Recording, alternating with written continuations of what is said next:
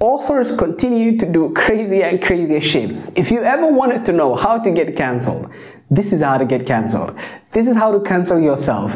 This is how to make sure everyone will forever remember you for something horrible that you did by swallowing yourself in this bubble where you have to make it as a writer. Here's a question for you, okay? And I know this sounds crazy, please, but hear me out.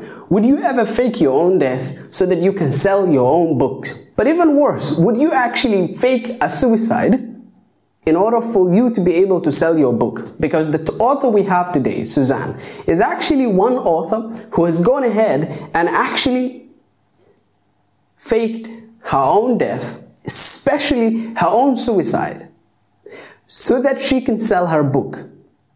This is crazy. I've never really come across anything like this in my entire life, because I've never seen an author fake their death. I have seen an author get assassinated. I have seen authors attack each other. I've seen an author die naturally many times, most authors exactly, but I am yet to see an author who actually faked a suicide in order to sell books. This is one of the most toxic things I've come across, and I really want to share this with you today. The extent to which people are willing to go to sell their books is really crazy, man. Because this is the craziest, wildest advertisement gimmick and scheme I've ever seen. So Suzanne, in 2 years ago, actually 3 years by this point, Suzanne writes, sorry, thought everyone on this page knew my mom passed away. Now here's the crazy part.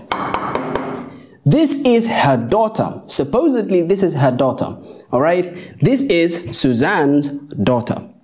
And Suzanne apparently has passed away, committed suicide. And her daughter is informing us what's going on through social media. I have been on this account for a week now, finishing her last book, My Wedding Gift from Her. If you would like to talk to some of the people who have been helping me, let me know. We have asked for very little from everyone, but I am asking that you leave, Connie alone. She has been a saint through this. All she deserves is some peace. Again, please be respectful. Now here's the link to her last book, and goodbye. I have to be terribly honest. This is crazy. And as you can see, this got some 113, impressions, 113,000 impressions, and even 40 retweets. It is a lot of retweets, okay? A day before, you can see on Facebook, the word, Connie, she writes, please share. Before Suzanne passed away, she had written her last book, Love to Last a Lifetime. She wanted to have it published by her daughter's wedding. This is it. It is on pre-order now for $199. Release date is October 30th. And you can see the book. And that's the title of the book. 2023, January. We pick up again. Now remember, 2020, 2023. It's been a long hiatus, right? She comes back, and this is Suzanne's account speaking. Suzanne writes, I debated on how to do this a million times and still not sure if it's right or not. There's going to be tons of questions and a lot of people leaving the group, I would guess. But my family did what they thought was best for me, and I can't fault them for it. I almost died again at my own hand, and they had to go through all that hell again. Returning to the world doesn't mean much, but I am in a good place now, and I am hoping to write again. Let the fun begin. And you can see a lot of people with, surprised facial reaction. Someone writes, WB question mark. And this is someone reacting to this. Samantha A. Cole is actually reacting to this 6 hours later. She writes, I'm not sure where to start. Last night, I got a message from Rhonda asking if I remember Suzanne. Of course I did. And within the hour, I was horrified, stunned, livid, and felt like I had been kicked in the gut and the chest at the same time.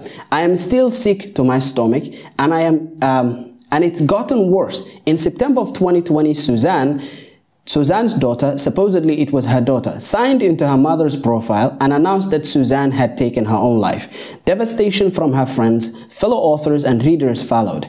Allegedly, all right? Allegedly, Allegedly, she had been bullied in the book world to the point of suicide. That is crazy, man.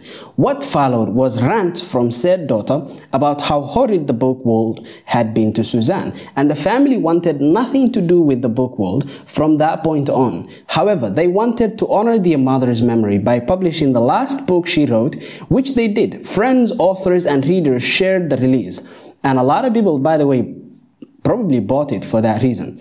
We grieved for the loss of the woman we considered a friend. I personally was harassed by another author who loves to create drama, claiming I was one of the authors who bullied Suzanne and drove her to suicide. I was heartbroken when I realized it had been a few months since I had chatted with Suzanne in BMs and wished I had reached out sooner, and maybe it would have made a difference for her to know there were people who supported her. And this is where it really gets crazy, right? Apparently, she's not dead.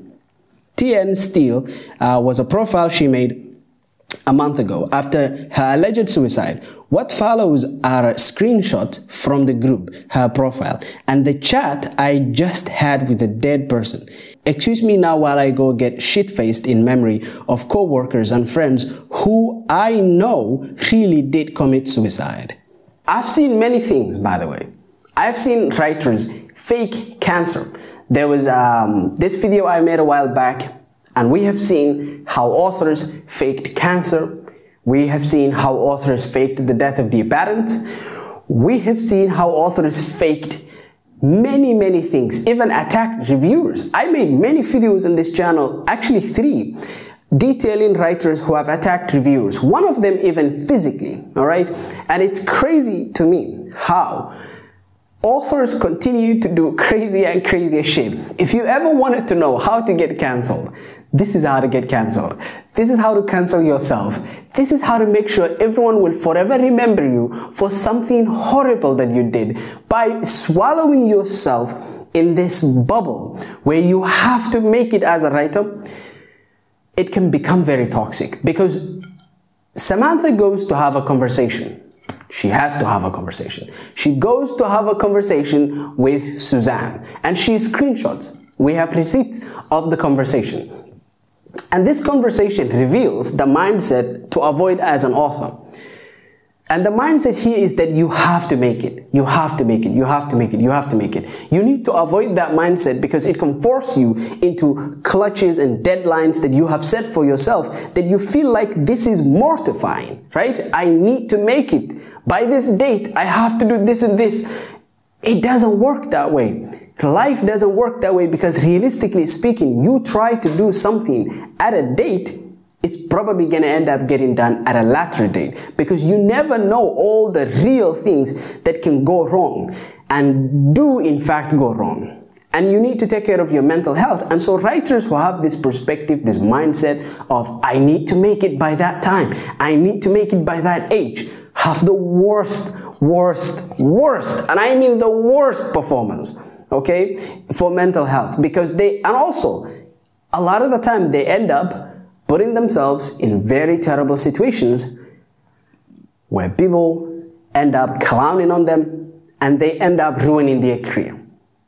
And it's really sad to see them because they are typically good-hearted, kind people, but they have been so swallowed and swept up in their own pursuits that they have lost focus. And that we will see how Suzanne actually perceives things. Psychologically, things about Suzanne will come out. So Samantha asks Suzanne, what's going on? And Suzanne replies, nothing. I simply want my life back. My family was in a bad place and did what they thought was best for me. The conversation actually keeps going. I do have a daughter, Suzanne writes at some point, and a son. I'm not worried about the book world letting me back in. I was never really in. This is the point, right? This is what I really wanted to get to psychologically. I was never really in, she writes. This is, psychologically speaking, someone who felt out of the group. And she lied to them in order to get something from them. Maybe acceptance, maybe appreciation that she didn't have from them before, and she ended up doing all this stuff. And so psychologically speaking, this is a very damning mindset to be in. You should not feel entitled, first of all, to other people's love, because if you wait for other people to accept you, you end up running into a problem where you might have to wait for a very long time, and you might have to do an impossible number of things. But acceptance starts with yourself. You have to accept yourself first, right? So instead of waiting for others to accept you and love you, you need to accept yourself and love yourself.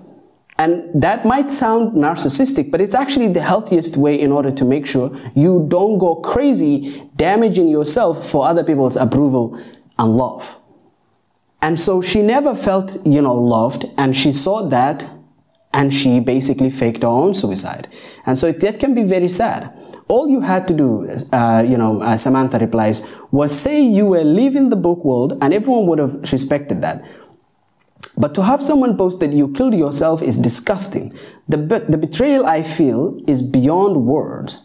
And obviously, finally, at some point, Suzanne replies with another statement, my books all haven't sold at all. I stayed silent while I worked with my psychiatrist, and therapist to get in a better place. And I'm really happy for her that she worked with a psychiatrist to get through this nonsense, because this can be very deadly stuff, right? In your life, in general, you should always avoid wanting others to actually accept you. Acceptance starts with you accepting yourself. Who you are. If you can't accept yourself, if you can't love yourself, if you can't respect yourself, how can you expect others to do so? You shouldn't wait for anyone to do anything mentally for you, all right? You should do it for yourself. Take care of yourself, stay healthy, take on workloads that you can bear, do not burn yourself out, stuff like that. It's really basic things that keep you healthy for the long run. Because this is a very long show.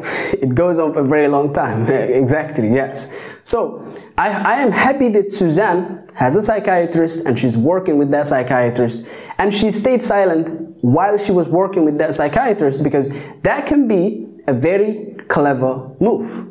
Staying out of social media and out of the shit show and out of the struggle and the race and the environment that created the problem to begin with, and going into another environment and recovering in that healthier environment, right?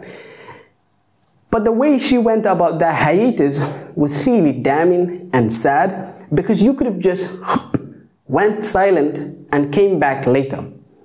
Instead, she faked her own death, right? And that to me is the problem. That is why a lot of people seem to have a problem with her, including Samantha and many others who have reacted. Anyway, I wanted to really share this with you. It's not just a random video about some other writer or some other author. It is about you. It is directly related to you, because you have to watch out. Remember, you are a human. You can end up in the same psychological, box where you feel like you have to do something in order to actually sell the book or get it out there. And you end up doing something stupid, right?